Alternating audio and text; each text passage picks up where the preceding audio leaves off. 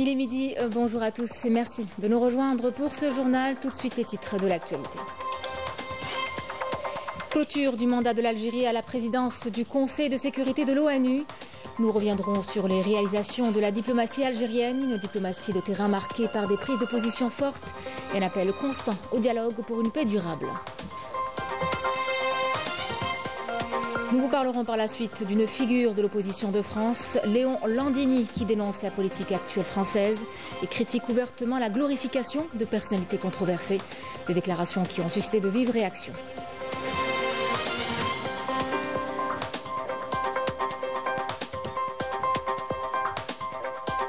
Séisme politique à Bruxelles. Le Conseil de l'Union européenne a pris la décision d'annuler les accords commerciaux et de pêche avec le Maroc concernant le Sahara occidental. Un véritable coup de tonnerre suite à un arrêt de la Cour de justice européenne. Un signal fort dans la lutte pour la reconnaissance des droits des Sahraouis.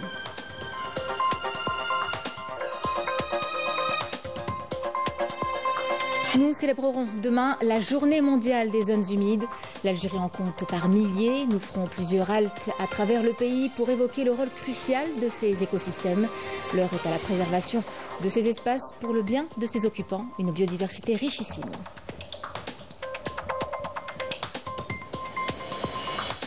Mesdames, Messieurs, bienvenue à vous. Nous entamons ce journal avec les réalisations de la diplomatie algérienne durant ce mois de janvier. L'Algérie a porté la voix de l'Afrique, défendu les justes causes, pesé sur des décisions à portée internationale. L'Algérie s'est mobilisée sur des dossiers sensibles comme la Palestine, le Yémen, la Syrie ou encore le Liban.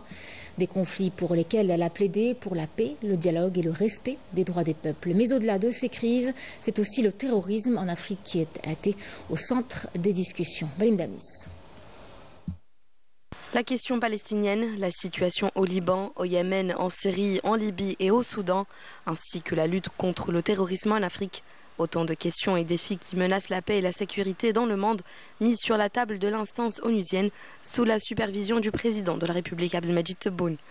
Depuis sa présidence au Conseil de l'ONU, l'Algérie a multiplié les initiatives diplomatiques, convoquant plusieurs réunions d'urgence. Lors d'une session marquée par l'annonce d'un cessez-le-feu entre le mouvement de résistance palestinien Hamas et l'entité sioniste, l'Algérie a exhorté l'ONU à garantir son application et à relancer un processus politique pour un règlement durable des agressions. Concernant la situation au Liban, l'Algérie a réaffirmé la nécessité d'une concertation entre la Ligue des États arabes et les Nations unies afin de mettre ce pays frère à l'abri des troubles dont il a souffert ces dernières années. S'agissant de la Syrie, l'Algérie a souligné l'importance d'un accompagnement international afin de rétablir la paix et la souveraineté sur l'ensemble de son territoire. Pour le Yémen, et dans le cadre du groupe A3+, l'Algérie a appelé à la fin des interventions militaires et soutenu un processus politique sous l'égide de l'ONU pour instaurer une paix durable. Grâce à son rôle actif au sein du Conseil de sécurité, l'Algérie a réussi à faire adopter un accord historique permettant à l'autorité libyenne d'investissement de réinvestir les avoirs gelés dans les institutions financières internationales, une avancée majeure pour la protection de ces fonds et leur valorisation au bénéfice du peuple libyen. Ce succès confirme l'engagement des causes justes et son influence sur la scène internationale.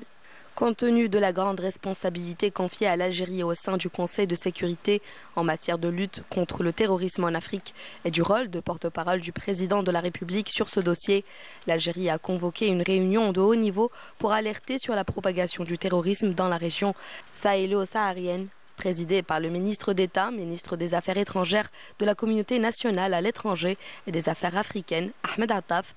Cette rencontre a mis en avant l'approche algérienne qui allie sécurité et développement pour traiter les causes profondes du fléau.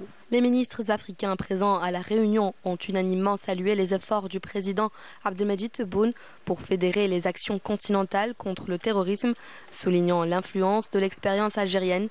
Le Conseil de sécurité a adopté une déclaration présidentielle consacrant la première reconnaissance internationale du rôle du président de la République en tant que champion de l'UA pour la prévention et la lutte contre le terrorisme.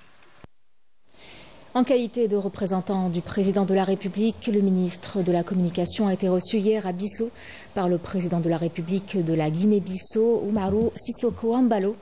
Une rencontre au cours de laquelle Mohamed Meziane a remis une lettre manuscrite du président de la République à son homologue bissau-guinéen, lui transmettant ses salutations fraternelles et ses aspirations à la consolidation des liens de coopération bilatérale et des efforts pour insuffler une nouvelle dynamique aux relations historiques entre les deux pays et deux peuples frères, tout en consacrant leurs engagements communs pour relever les défis régionaux et continentaux, de manière à répondre aux aspirations de l'Afrique en matière de sécurité et de stabilité. Le ministre de la Communication a par la suite exprimé ses remerciements et sa considération au président bissau-guinéen pour l'accueil et la lettre de fraternité qu'il lui a remis pour la remettre au président de la République, Abdelmadjid Tebboune.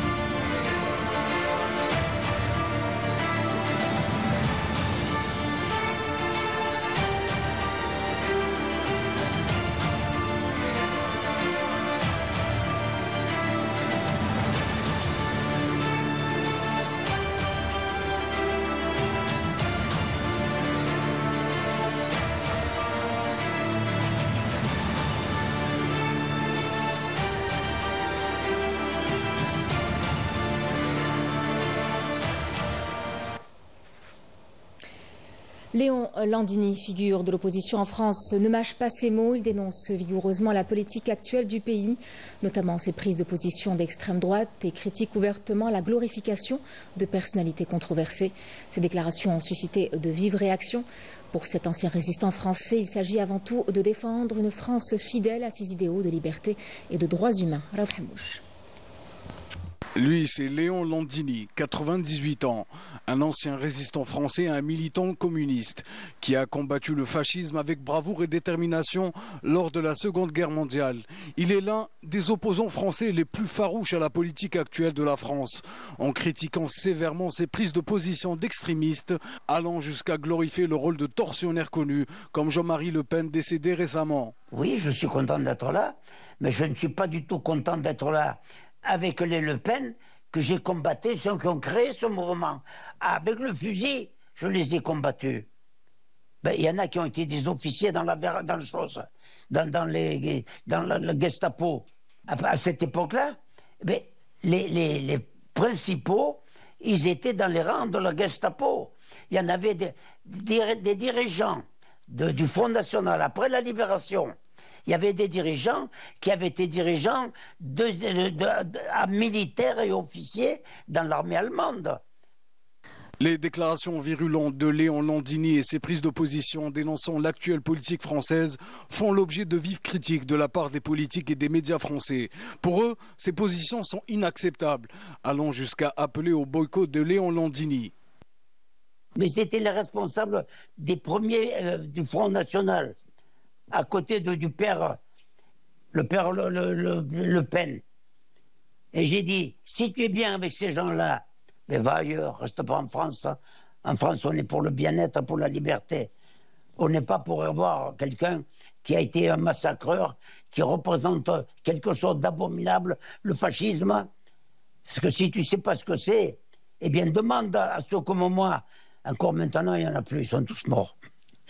Mais demande à ceux qui connaissent le fascisme, qui connaissent ce que c'est que la dictature de ces gens-là. De toute façon, le racisme, sous quelque forme qu'il soit, il est à repousser et il est à combattre avec la dernière énergie. D'abord, il faut avoir une hargne comme la mienne.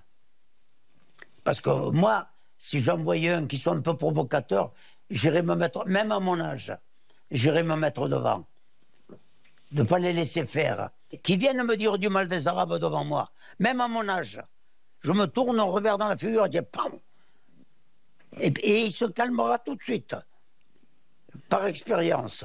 Avec ses positions audacieuses et ses déclarations enflammées contre la politique française et l'extrême droite, Léon Landini a été considéré par certains comme dangereux, bien qu'il ne soit pas le seul Français à s'opposer à cette politique, dans l'espoir que la France conserve l'image qu'elle s'est frauduleusement appropriée de protectrice de la liberté et des droits de l'homme. Aujourd'hui, la grogne monte chez les patrons français face à des taxes jugées trop élevées. Une réglementation trop complexe, ces chefs d'entreprise ne cachent plus leur mécontentement. Certains d'entre eux menacent même de délocaliser ou de procéder à des licenciements. Résultat, plus de 300 000 emplois sont directement menacés par cette vague de défaillances d'entreprises. Un climat économique tendu qui fait réagir. Amel Bouarpa. En France, les plus grands patrons se révoltent. En cause, la surtaxe imposée aux entreprises françaises. Dans le cadre du projet de loi de finances 2025, validé le 31 janvier dernier, qui prévoit une hausse allant jusqu'à 40% du montant de l'impôt sur les bénéfices. Une surtaxe censée renflouer les caisses de l'État français en rapportant 8 milliards d'euros. Plusieurs chefs de grandes entreprises ont fustigé l'action du gouvernement, dénonçant une dérive fiscale menaçant de délocaliser leurs usines et de licencier des dizaines de milliers d'emplois. Selon eux, cette mesure affecterait durement la compétitivité du marché français. À peine croyable. Donc on va taxer le Made in France. Pour refroidir les énergies, on fait difficilement mieux. Pour pousser à la délocalisation, c'est idéal. Alors je ne sais pas si c'est vraiment l'objectif du gouvernement, mais en tout cas, il va l'atteindre. C'est ce que je dis, s'il arrive au bout de ses plans. Ça, c'est inévitable. Alors qu'il y a d'autres solutions. On leur a proposé d'autres solutions. Évidemment, la bureaucratie. Bon, voilà. C'est pour ça, faudrait faire comme aux États-Unis, nommer quelqu'un pour slasher un peu la bureaucratie. Mais dès qu'on essaye de faire ça, bon, là, on est poursuivi. C'est impossible. Depuis plusieurs mois, la CGT, Confédération Générale du Travail en France, alerte sur la situation industrielle désastreuse dans le pays. Plus de 300 plans de licenciement sont en cours, soit près de 300 000 travailleurs qui sont menacés de perdre leurs emplois. La France est considérée comme le pays le plus désindustrialisé d'Europe. On est dans un contexte où on pratique le dumping social et le dumping fiscal et le dumping environnemental. Il y a très peu de mesures anti-dumping appliquées par la Commission européenne. En tout cas, je pense qu'on va être dans une nouvelle ère de développement économique très régionalisée, des grandes régions, Amérique du Nord, Asie. On a le risque d'être pris en étau entre ces deux blocs qui finalement viennent déverser leurs produits chez nous. Et puis nous, on sera vendeurs de donuts et visiteurs de Tour Eiffel. L'année 2024 a enregistré un nombre record de défaillances d'entreprises françaises engendrant des licenciements qui passent souvent sous silence dans les médias français. Récemment, l'entreprise Michelin a annoncé la fermeture de 2 usines à Vannes et Cholet, entraînant la suppression de plus de 1200 emplois. Dans une conjoncture économique et sociale de plus en plus difficile, les vagues de suppression d'emplois dans l'industrie se multiplient, impactant de plein fouet la France. Les chefs d'entreprise dénoncent un trop-plein de charges, de règlements, de contraintes et de taxes. Rien que pour l'année 2024, plus de 66 000 entreprises françaises ont fait faillite, soit un niveau record depuis au moins 2009. Et puis ce nouveau revers judiciaire, l'Union européenne a pris la décision d'annuler les accords commerciaux et de pêche avec le Maroc concernant le Sahara occidental. Un coup de tonnerre suite à un arrêt de la Cour de justice européenne. Ce revers intervient alors que le Maroc tente de manipuler l'opinion. Mais la Belgique et plusieurs autres pays européens affirment leur soutien à cette justice internationale. Un signal bien fort dans la lutte pour la reconnaissance des droits des Sahraouis. Brim Damis. Séisme politique à Bruxelles. Le Conseil de l'Union européenne a officialisé l'annulation des accords de commerce et de pêche liant l'Europe au Maroc dans les territoires occupés du Sahara occidental, suite à l'arrêt historique rendu par la Cour de justice européenne en octobre dernier. Dans une note publiée le 11 novembre dernier, la Cour a réaffirmé des principes fondamentaux du droit international, notamment le droit à l'autodétermination des Sahraouis et l'égalité de tout accord affectant ce territoire sans le consentement de ses habitants. Reconnaissant le Front Polisario comme l'entité habilitée à défendre les intérêts des Sahraouis, lui accordant le droit de contester tout accord menaçant les ressources ou leur souveraineté, la Cour a également tranché un point crucial. Les produits issus du Sahara occidental devront désormais porter une étiquette distincte de ceux marocains, confirmant ainsi le statut juridique de ce territoire sous l'égide des Nations Unies. Une décision qui intervient après la déclaration du chef de la diplomatie belge, Bernard Quentin, qui a réaffirmé la position de son pays en faveur des légitimités internationales. Une déclaration claire et sans équivoque que le régime du Marzen a tenté vainement de présenter comme victoire diplomatique illusoire. Des pratiques dignes d'un régime sans scrupules qui, dans une nouvelle vague de répression, le Marzen s'en prend à toute voix dissidente. Plusieurs journalistes et militants des droits humains espagnols ont même été expulsés de la ville de Dakhla occupée, simplement pour avoir communiqué avec des citoyens sahraouis. Il est 3h30 du matin et je me trouve à l'aéroport d'Agadir avec 2 collègues de la CEAS. Après avoir été expulsés de la ville de Dakhla par les autorités marocaines, nous étions arrivés dans cette ville samedi, mais nous avons été expulsés aujourd'hui pour avoir établi des contacts avec les Sahraouis. Ces derniers sont persécutés, battus et subissent des violences. Ils n'ont pas accès à l'emploi car, comme ils disent publiquement, dès qu'ils se présentent comme Sahraouis, les autorités marocaines les excluent automatiquement des opportunités professionnelles. Leur situation est extrêmement précaire et difficile. Nous avons essayé de nous rendre à l'Aïoun occupé, mais la police marocaine civile nous a interceptés. Ils nous ont permis de descendre de l'avion, puis nous ont obligés à remonter à bord pour repartir sur le même vol en direction des Canaries. Nous avions prévu un programme de visite dans le territoire occupé du Sahara occidental, incluant des rencontres avec des associations sahraouies, des défenseurs des droits humains, ainsi que des échanges sur l'exploitation des ressources naturelles et la culture sahraoui. Nous devions également rencontrer des militants sahraouis, mais nous n'avons pas pu mener à bien ces rencontres car nous avons été interceptés par l'occupant marocain. Dans le même contexte, l'occupation marocaine a expulsé 9 citoyens italiens et un citoyen britannique de l'aéroport de l'Aïoun occupé, sous prétexte qu'ils avaient précédemment visité les camps de réfugiés sahraouis. Des pratiques qui n'ont pas pour autant influencé la décision du Conseil européen, qui a reconnu que la plus haute instance judiciaire de l'UE avait invalidé de manière définitive l'application des accords au Sahara occidental et a qualifié cette décision de victoire pour la justice internationale et la lutte légitime du peuple sahraoui. Décès aujourd'hui du Moudjahid Ismail Mahfoud à l'âge de 104 ans. Le défunt était un militant du mouvement national et membre de l'ALN. En cette douloureuse circonstance, le ministre des Moudjahidines et des ayants droit, Al-Aïd Biga, présente ses sincères condoléances à la famille du défunt, priant Dieu de l'accueillir en son vaste paradis. L'enterrement aura lieu cet après-midi après la prière de Dohr au cimetière de Ain Adja à Alger.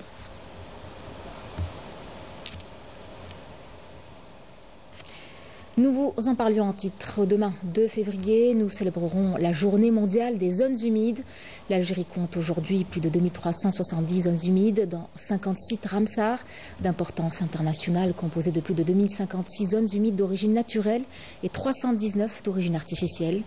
Pour assurer la durabilité de ces zones, leur préservation et le renforcement de leur résilience au changement climatique, toute une stratégie nationale est mise en place à travers une gestion écosystémique pour leur permettre de continuer à fournir des biens et services écologiques. Cette stratégie est préparée également en réponse aux engagements internationaux de l'Algérie en matière de conventions internationales. Il faut savoir aussi que ces écosystèmes jouent un rôle important en régulant les niveaux d'eau et en offrant un refuge à une exceptionnelle biodiversité. Nous prendrons l'exemple de plusieurs sites et localités ici, en Algérie, à commencer par Oran, qui regorge de ses trésors naturels. Aujourd'hui, ces zones sont menacées par la pollution. Leur protection est donc essentielle pour préserver notre patrimoine écologique. Yasmine Amari. La Spra et la Télamine, des étendues vastes qui mêlent marais verdoyants, lagunes miroitantes et lacs salés, formant des paysages d'une rare beauté, ou tout simplement les zones humides d'Oran, riches en végétation et en biodiversité. Ces espaces jouent un rôle essentiel dans la régulation de l'eau et la purification de l'environnement. Pourtant, leur importance reste encore peu connue du grand public. Nous sommes dans la zone humide de Télamine, classée sur la liste Ramsar depuis 2004. Ce site accueille des oiseaux migrateurs venant de l'hémisphère nord. Des efforts de protection annuels sont déployés pour la préserver, notamment contre la chasse illégale. Avec des espèces emblématiques comme les flamants roses, les hérons et les ibis, ces zones humides abritent une biodiversité exceptionnelle. Elles sont également un habitat crucial pour divers amphibiens et reptiles. Cependant, leur équilibre est menacé par la pollution, les espèces invasives et le changement climatique. La wilaya d'Oran recense entre 35 et 50 espèces d'oiseaux migrateurs, parmi lesquels les flamants roses, les spatules, les avocettes, les chardonnerets et bien d'autres. On a fait beaucoup de sorties concernant les zones humides, les 10 zones humides d'Oran. Et on a constaté qu'il y en a la diminution de beaucoup d'espèces d'oiseaux, comme le flamant rose et le tadorne de bélon, le tadorne kassarka, parce qu'il y en a beaucoup de problèmes et des causes, comme la sécheresse et le manque d'eau. Le rôle de notre association, c'est la sensibilisation et l'intervention avec les autorités concernant la biodiversité. Malgré leur importance écologique et économique, les zones humides d'Oran subissent des pressions dues à l'urbanisation et au manque de sensibilisation.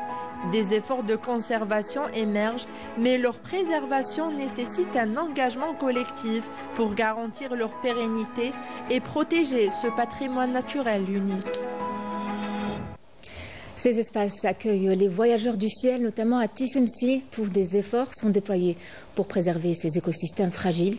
En raison de la pression de l'urbanisme et des dérèglements climatiques, des actions de sensibilisation et des visites éducatives sont organisées pour protéger ces espèces rares, comme vous l'avez vu, le flamant rose et le tadorne de Belon. C'est un reportage de Majda Dihmoun. Elles sont de retour. Chaque année, à la même période, des milliers d'espèces d'oiseaux migrateurs reviennent faire escale dans les différentes zones humides du pays pour enrichir sa biodiversité. La retenue d'eau de Mrila Al-Ayoun dans la wilaya de Tisimsilt est l'un de leurs refuges essentiels durant ce long voyage. C'est un site consistant qui renferme une richesse remarquable. Parmi les espèces qu'on peut trouver ici sur le site, en général, on trouve la grue cendrée. La grue cendrée, on a le foulque macroule, on a le canard colvert, on a le canard souché, on a l'aigrette garzette, on a des fois on trouve même le filigule milouin ou le filigule niroca. Avec un téléobjectif allant jusqu'à 600 mm et un diamètre de 95 mm, Tejdin traque les oiseaux rares avec précision. L'année passée, on a identifié, on a pris des photos pour la seconde noire. Donc, c'est la première fois captée ou observée au niveau de la partie nord-ouest d'Algérie. Mais ces sites naturels sont aussi vulnérables, menacés par l'urbanisation et le changement climatique. Pour protéger ces habitations fragiles, des mesures sont mises en place pour maintenir l'équilibre écologique et favoriser le retour de ces oiseaux, notamment le flamant rose et le tadorne de Belon, deux espèces strictement interdites à la chasse. La conservation des forêts dans ce domaine de la protection, elle essaye de préserver les plans d'eau. Elle essaye de sensibiliser contre l'abus de chasse. On a actuellement formé plus de 600 chasseurs. Ils sont des partenaires. S'il y a tout abus, ils le lancent. Contre le déversement des eaux usées, contre la pose de cages pour les canards ou bien de pièges ou bien de filets. Nous sommes tenus de sensibiliser les visiteurs de l'importance de ces écosystèmes. Nous organisons des sorties et des randonnées pour visiter les zones humides comme Sidi Abdoun, Djedjelma ou encore le rond-point. L'objectif est de leur inculquer l'amour de la nature afin de la protéger. De leur côté, les associations activent aussi pour préserver ces richesses naturelles. L'association elle a pu ajouter 15 espèces au niveau de la liste avienne du pays. Donc principalement les observations sont localisées vers le sud, Tinzawatin, Tamanrast, etc. Et nous avons un certain nombre d'observations ou d'espèces ajoutées qui sont d'origine des espèces aquatiques. À titre d'exemple, c'est la filigule à tête noire qui a été observé pour la première fois en Algérie, à Mostaganem, par des membres de l'association. Tant que ces zones humides seront préservées, le spectacle se répétera. Chaque année, le ciel algérien s'animera du ballet majestueux des oiseaux migrateurs, témoins d'un écosystème en équilibre.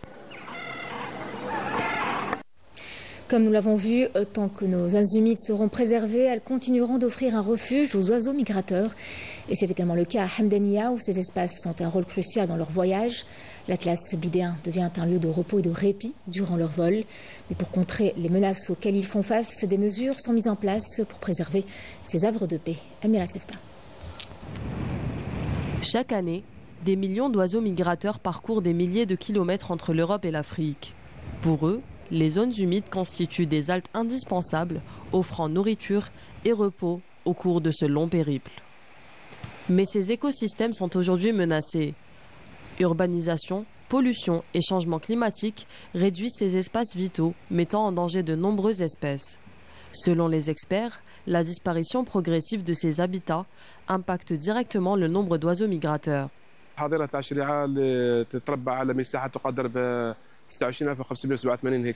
La région de Chléa s'étend sur 26 587 000 hectares et abrite plusieurs zones humides, cascades, rivières et lacs. Ces milieux attirent des oiseaux migrateurs, dont le canard sauvage. En Algérie, 50 zones humides sont classées sur la liste de Ramsar, mais d'autres restent non répertoriées. Face à ce constat alarmant, des initiatives locales se multiplient pour restaurer et protéger ces milieux fragiles. Sensibilisation, reboisement et actions de conservation. Autant de mesures mises en place pour préserver la biodiversité.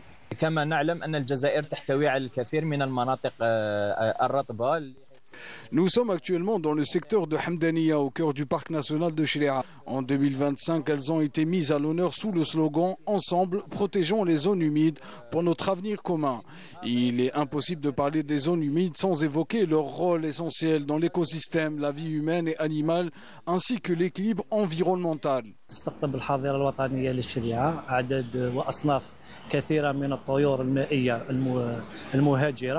Le parc national de Chléa accueille de nombreux oiseaux migrateurs attirés par la richesse de ces zones humides.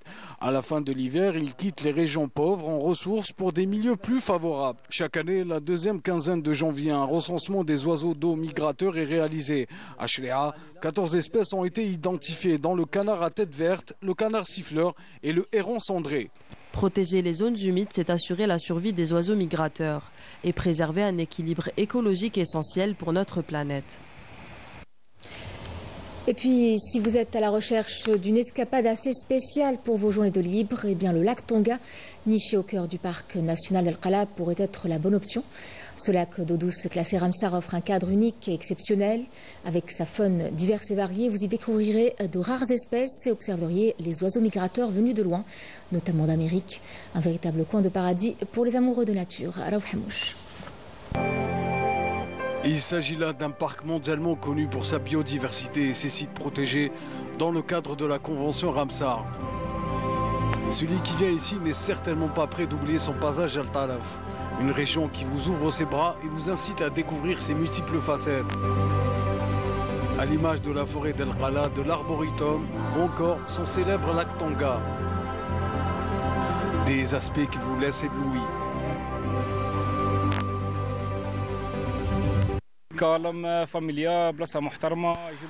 C'est un lieu calme, familial et respectable. Ils viennent des quatre coins du pays pour découvrir ce paysage magnifique. C'est ici que nous venons entre amis pour nous ressourcer.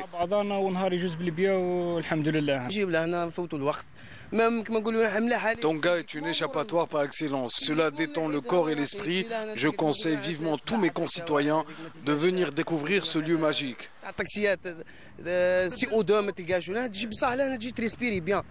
D'une superficie de 2700 hectares, le parc présente la particularité d'abriter des espèces rares venues de la lointaine Amérique qui ont trouvé en l'espace Arboretum du site Tonga le refuge idéal.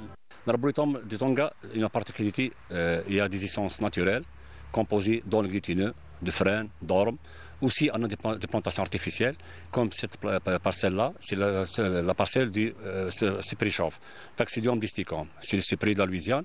Les premières plantations datent de 1820. Ça, on peut le valoriser comme un site, un pôle d'excellence pour l'écotourisme. C'est un tourisme durable, un tourisme aussi qui n'est pas atteinte à la nature. La dernière étape de notre visite nous emmène au très célèbre lac Tonga, véritable don de la nature.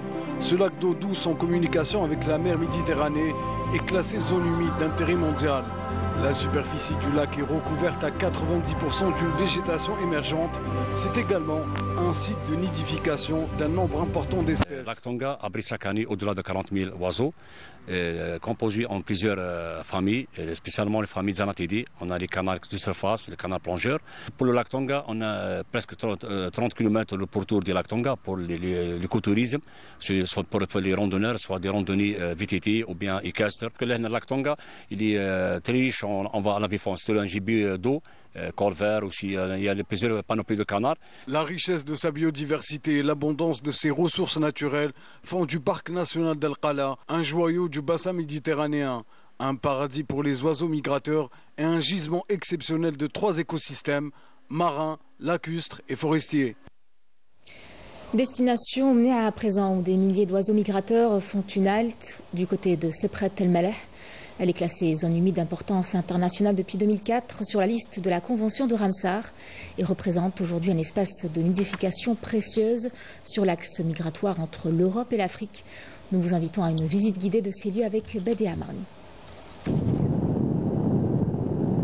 Sepret El Maleh, lac d'El Golea ou lac Hassilgara. Toutes ces appellations renvoient à la zone humide de Mnia où nichent différentes espèces d'oiseaux. Des flamants roses y règnent en maître des lieux. À leur côté, d'autres oiseaux migrateurs trouvent refuge.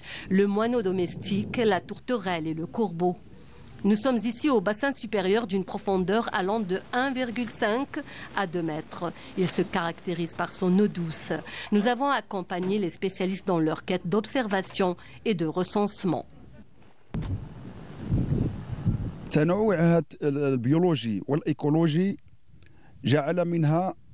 Ce lac se caractérise par sa diversité biologique et écologique, ce qui l'a classé sur la liste Ramsar des zones humides le 12 décembre 2004.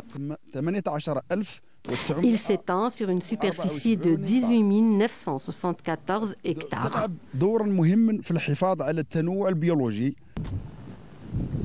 Munis de leur matériel, jumelles et télescopes, ces spécialistes observent pour identifier les oiseaux, leur genre, leurs mouvements. Un travail mené 2 fois par an en saison d'hiver et d'été. Cette opération de recensement national s'inscrit dans le cadre du recensement mondial des espèces d'oiseaux migrateurs et nicheurs. Il y a des espèces d'oiseaux migrateurs et d'autres nicheurs. Le nombre d'oiseaux nicheurs est de 71 et atteint parfois 110 ou 140. C'est selon le climat. Lorsqu'il fait froid en Europe, ils migrent vers cette zone humide. Nous observons entre autres le cycle biologique des oiseaux et les directions qu'ils prennent. ما يزيد عن 10 إلى 15 طلبة دكتوراه. Chaque année, nous recevons 10 à 15 étudiants en doctorat ou en master qui viennent pour des recherches. La conservation des forêts de Mnia les accompagne dans leurs travaux. بحيرة سبخة الملاح المصنفة عالميا تنقسم إلى صنفين. Ils découvrent les 2 bassins supérieurs et ses eaux douces ainsi que le bassin inférieur avec ses eaux salées. Ce site attire beaucoup de visiteurs, notamment des familles désirant changer d'air et découvrir les trésors cachés au niveau de ce lac. Nous venons toujours ici avec mes parents pour admirer les oiseaux, le flamant rose, les canards et pour respirer l'air frais.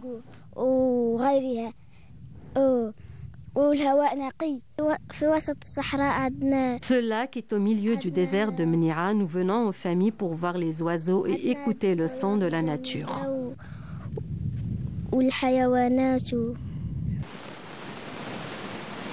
Classée site d'importance internationale en 2004 sur la liste Ramsar, la zone humide de Mnia est un lieu touristique par excellence, de plus en plus fréquenté par des touristes. C'est la fin de cette édition. Merci de l'avoir suivi. Je vous retrouve ce soir pour le journal de 19h. Très bon après-midi et bon appétit.